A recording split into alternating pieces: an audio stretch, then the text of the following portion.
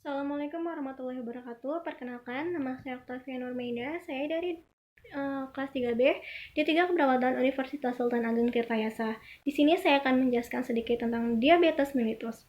Diabetes mellitus adalah gangguan metabolisme yang ditandai dengan hiperglikemia yang berhubungan dengan abnormalitas metabolisme karbohidrat, lemak, dan protein yang disebabkan oleh penurunan sekresi insulin atau sensitivitas insulin atau keduanya dan menyebabkan komplikasi kronis, mikrovaskuler, makrovaskuler, dan neuropati.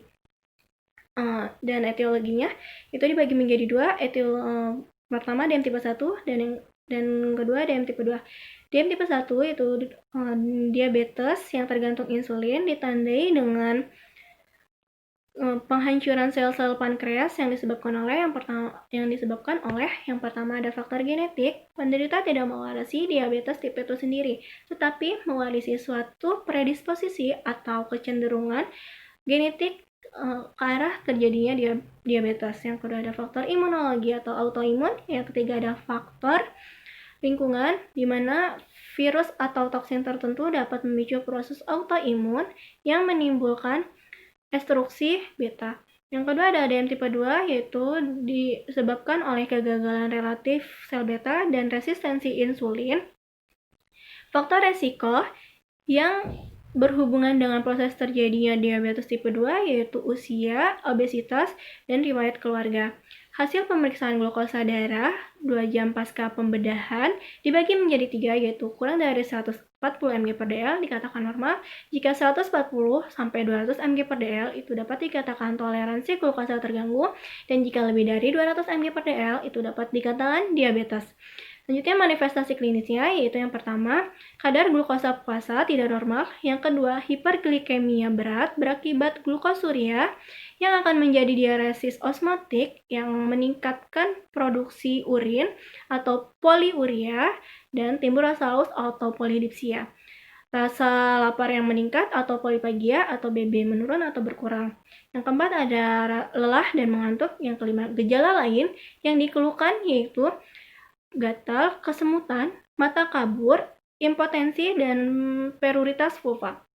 Selanjutnya manifestasi penata laksanaannya, yaitu yang pertama penurunan berat badan yang cepat, yang kedua hiperglikemia berat disertai ketosis, yang ketiga ketosidosis diabetik KD atau hiperglikemia hiperosmolar non-ketotik atau HONK, yang keempat yang selanjutnya ada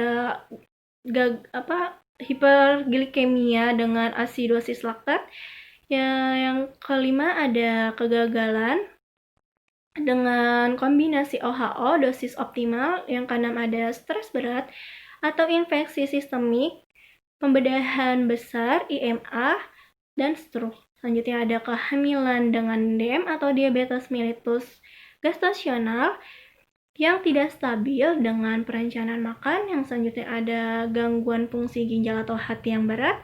Selanjutnya ada kontraindikasi dan atau alergi terhadap OHO. Pemeriksaan penunjang atau lab yang khusus untuk penderita DM yaitu ada kadar glukosa darah. Yang kedua kriteria diagnostik WHO untuk diabetes mellitus, kurang sedikitnya 2 kali pemeriksaan, yaitu glukosa plasma sewaktu lebih dari 200 mg per dl atau 11,1 mmol, glukosa plasma puasa yaitu lebih dari 140 mg per dl atau 7,8 mmol, glukosa plasma dari sampel yang diambil 2 jam setelah mengkonsumsi karbohidrat 75 gram, yaitu ada tes laboratorium DM, tes saring, tes diagnostik, tes monitoring terapi, tes untuk mendeteksi komplikasi. Dan obat-obatannya untuk menderita DM yaitu ada jenis insulin. Insulinnya itu bisa jenis Lantus dan Apidra. Sedangkan untuk obat oral antidiabetiknya yaitu sulfonaria, itu terdiri dari acetohexamid, chlorphopamid, glipizid, gliburid, potazamid, tolbutamide dan biguanide atau metformin. Dan selanjutnya yaitu ada pengkajian primer. Pengkajian primernya itu ABCD. A-nya atau airway, itu pasien dapat berbicara, pasien mampu batuk, dan tidak terdapat sputum. Breathing-nya yaitu pasien tidak menggunakan alat bantu pernafasan, frekuensi nafasnya atau RR-nya 22 kali per menit, tidak terdapat pernapasan cuping hidung, dan tidak ada retraksi dinding dada. Sirkulasinya yaitu 100, tekanan darahnya 140 per 80 mmHg, nadinya 105 kali per menit, akal teraba dingin, CRT lebih dari 3 detik, dan terdapat luka lama sembuh di bagian punggung kaki sebelah kiri. Dan untuk disability-nya, GCS-nya yaitu 15 atau ACE 5, verbal ACE 4, verbal 5, motorik 6. Dan untuk kekuatan ototnya yaitu terganggu pada kaki sebelah kiri, yaitu 2, atau pasien hanya dapat menggeser kakinya saja karena terdapat luka di punggung kaki sebelah kiri. Dan exposure-nya yaitu pasien mengeluhkan nyeri di kaki sebelah kiri dan terdapat luka di bagian punggung kaki sebelah kiri dengan kedalaman luka kurang lebih 2 cm dan luas luka kurang lebih 8 cm. Selanjutnya ada masalah perawatannya, yaitu ada ketidakstabilan glukosa darah, gangguan integritas kulit atau jaringan, nyeri akut, perfusi perifer tidak efektif, dan risiko infeksi. Dan intervensi yang dapat dilakukan untuk ketidakstabilan kadar glukosa darah yaitu manajemen hiperglikemi atau identifikasi kemungkinan penyebab hiperglikemia dan monitor tanda dan gejala hiperglikemia. Selanjutnya ada gangguan integritas kulit, itu dengan perawatan luka, intervensinya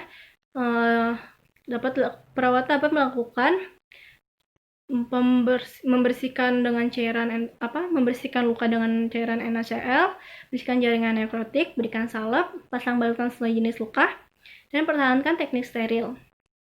Dan monitor tanda-tanda infeksi.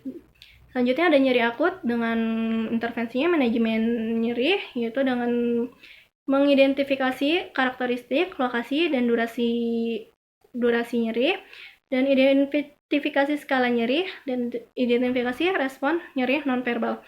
Selanjutnya ada perfusi perifer tidak efektif, yaitu dapat intervensinya perawatan sirkulasi. Perawat dapat melakukan identifikasi faktor resiko gangguan sirkulasi. Dan selanjutnya ada resiko infeksi, yaitu intervensinya pencegahan infeksi. Dengan perawat dapat melakukan monitor tanda dan gejala infeksi lokal dan sistemik, batasi pengunjung, berikan perawatan kulit pada area edema, dan cuci tangan sebelum dan sesudah kontak dengan pasien dan lingkungan pasien, dan pertahankan teknik aseptik. Demikian kurang lebihnya, saya mohon maaf. Wabillahi taufik walhidayah. Wassalamualaikum warahmatullahi wabarakatuh.